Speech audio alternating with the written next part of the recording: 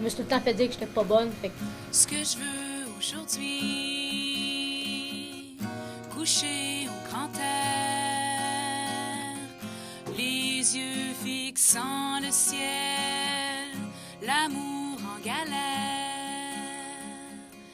Pourquoi tu chantes l'école à 12 ans? Parce qu'on n'est pas capable de payer le loyer. J'ai des rêves dans le ventre et que je commence à douter.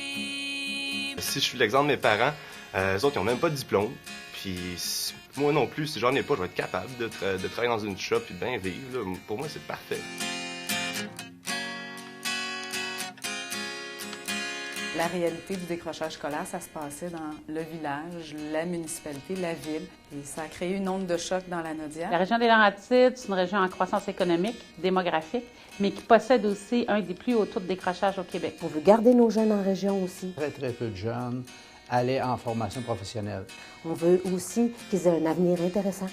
Donc, c'est vraiment à partir de cet état de situation-là, ce portrait, la réalité du décrochage, que les gens ont dit, ça y est, c'est plus seulement l'affaire de l'école, il faut vraiment s'en préoccuper. Ça prend tout un village pour élever un enfant.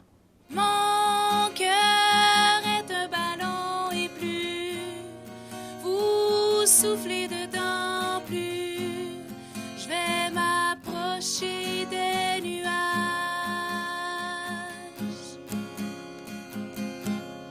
Je vais en choisir un et je vais lui donner une forme. Mais j'ai besoin de votre vent.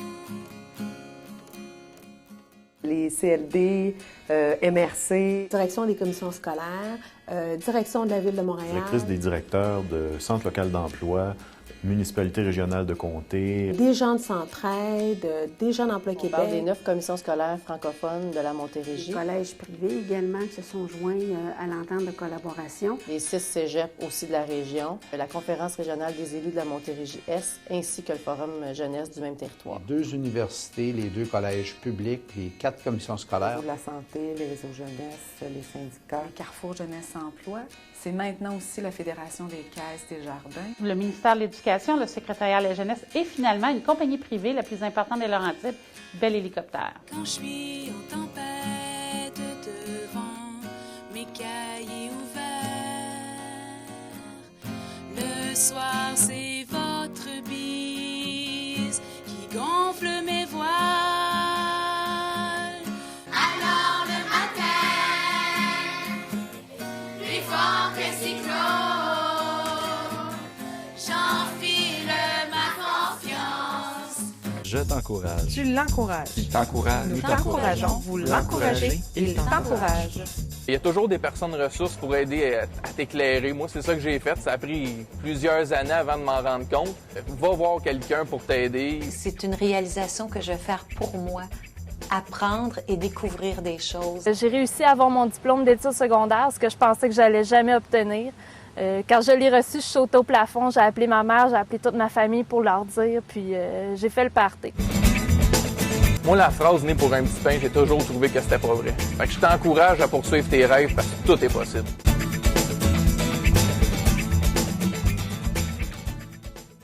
Le milieu scolaire échappait des jeunes. Les jeunes étaient dans la rue et on n'était pas capable de rejoindre ces jeunes-là. Donc, on a développé un projet de travailleurs de rue déployé partout sur le territoire du Bas-Saint-Laurent. Il y a le programme Équité. Il y a un guide à l'intention des parents qui s'appelle « Mon enfant, son avenir ». Un guide du parent soutien. Ça a été distribué par le biais, évidemment, des écoles, mais aussi de main à main. On a voulu rejoindre les parents. Et comme on a une chaire de recherche, on a lancé des dépliants pour les parents d'enfants de 0-5 ans sur la lecture. Dans le cas de Montréal, entre autres au niveau de la formation professionnelle, c'est pas très valorisé. Alors, on essaie de travailler des nouvelles stratégies pour amener les jeunes à comprendre l'importance de la formation professionnelle, puis comment que ça peut les amener vers des carrières très stimulantes. Chaque jour, nos jeunes ont besoin d'encouragement. Avis aux jeunes qui travaillent et aux employeurs qui embauchent des étudiants pendant l'année scolaire. Vous êtes soucieux de faciliter la conciliation travail-études? Un outil sera lancé par le comité RAP en octobre lors d'une activité de votre chambre de commerce. Il sera distribué aux entreprises et aux étudiants concernés. Un autre moyen pour s'assurer que nos jeunes persévèrent dans l'obtention de leur diplôme.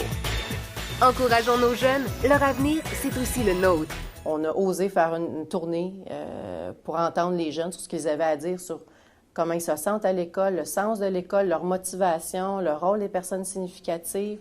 Et il y a 1000 jeunes qui ont pris part à ça en 2004. Et c'est vraiment notre outil de référence. Les jours où je montre le dos aux rafales qui mêlent mes cheveux, c'est pas que je vous aime pas, c'est juste que je vois ma vie tourner.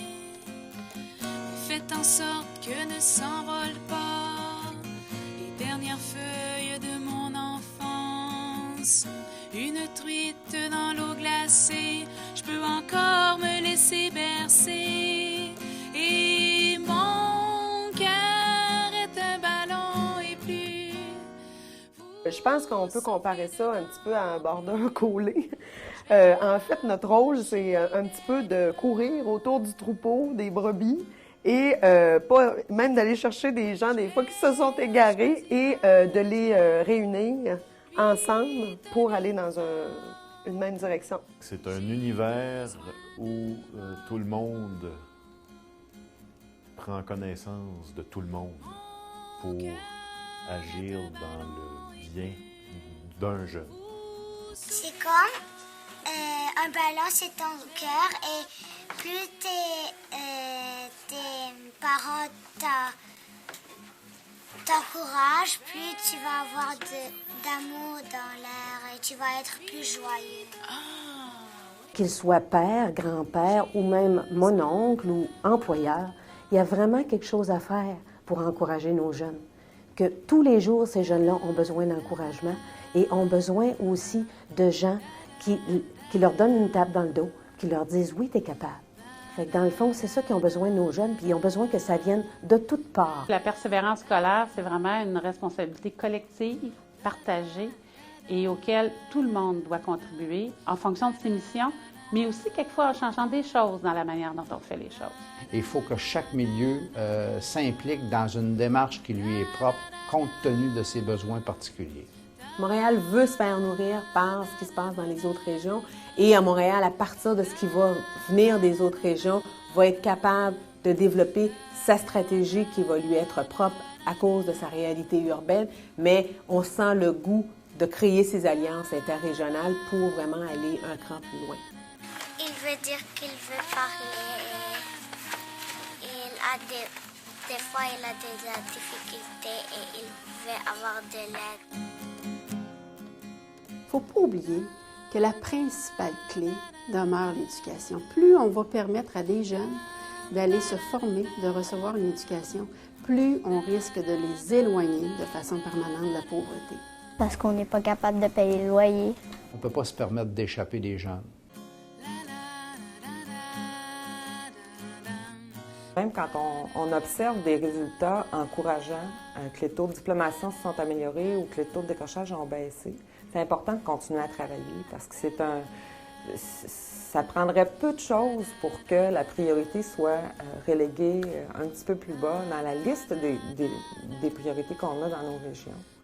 Si chacun d'entre nous prenait le temps de mettre en mots des encouragements pour un jeune qu'on côtoie, qui nous tient à cœur.